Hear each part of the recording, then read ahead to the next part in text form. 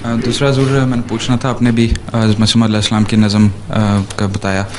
तो उसमें स्टडी हमें तो तर्जमा कुरान मजीद का मतलब जो हज़रत ईसा के लिहाज से तर्जमा हमारा सही है,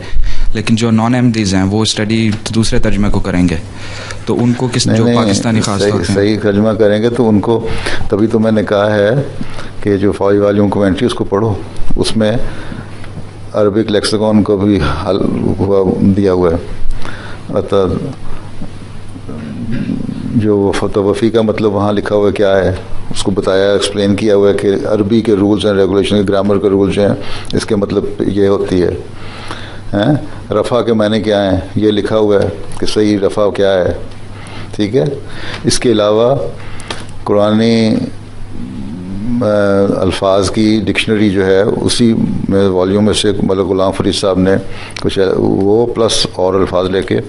एक छोटी डिक्शनरी बनाई है जो कुरान के अल्फाज की है, जो उसके मुख्तलिफ माने सही माने देती है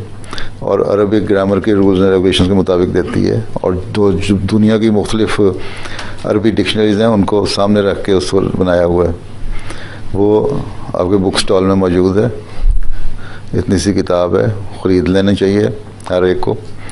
जो पढ़ने का जिनको शौक़ है। उससे आपको सही मतलब उनको कायल करें कि तुम जो माने करते हो वो माने इसलिए गलत हैं कि ये डिक्शनरी के अल्फाज ये कहते हैं, रफ़ा क्या मतलब है और तवफ़ी का क्या मतलब है, तो इस तरह उनको कायल करना है। दूसरे, हर एक को कायल करने के लिए एक ही दलील नहीं होती, ठीक है। एक बहुत ज़्यादा इल्मी आदमी है,